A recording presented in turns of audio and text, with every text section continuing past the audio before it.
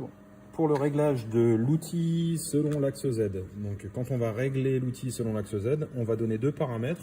Ça va nous permettre de positionner l'origine programme et de régler aussi la jauge en Z de l'outil.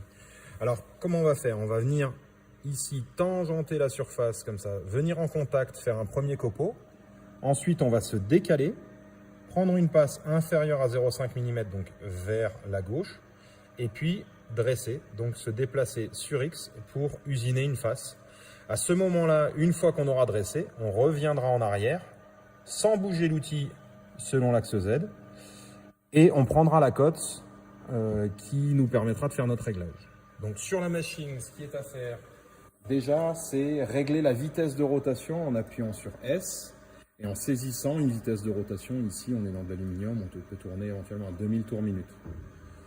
On peut faire entrée. J'ai introduit une mauvaise vitesse puisque j'ai introduit 20 000, je me suis trompé d'un 0. J'ai introduit 2000, entrée, et c'est une vitesse en tours par minute. Le sens de rotation va être important. Ici, c'est bien la touche de droite, toujours qu'il va falloir appuyer, sur laquelle il va falloir appuyer. Et il faut vérifier que le potentiomètre de broche est à fond pour bien avoir les 2000 tours minute. Une fois que c'est bon, on va appuyer. Pour les besoins de la vidéo, le carter va rester ouvert, mais vous ne pouvez pas usiner porte ouverte. Donc la porte devra être fermée au moment du lancement de l'usinage. Je lance la rotation. Il faut être en incrément 10 de déplacement pour avoir un usinage qui se fait en douceur. Je viens me déplacer sur Z négatif jusqu'à avoir le premier copeau. Ensuite, X positif. À l'écran, on va voir que sur Z, on est à 13,203. Je vais aller choisir ma passe. Donc ici, c'est une passe qu'il faut choisir inférieure à 0,5 mm.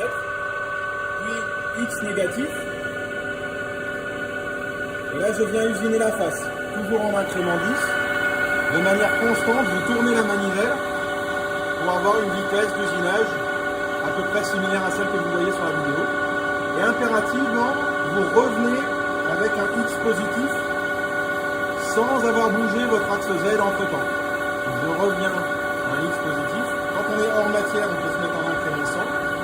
Et on arrête avec un appui sur le symbole parallèle qui veut dire reset. J'arrête la broche. On attend un petit moment.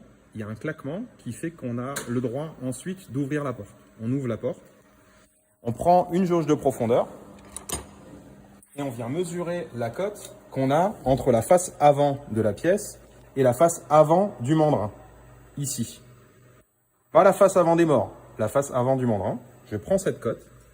Donc ici, c'est une cote de 73,46.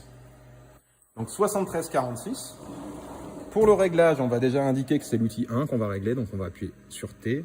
On va introduire la valeur 1. On va faire entrée. Et ensuite, on appuie 2 fois sur T pour paramétrer cet outil 1. On appuie sur le symbole,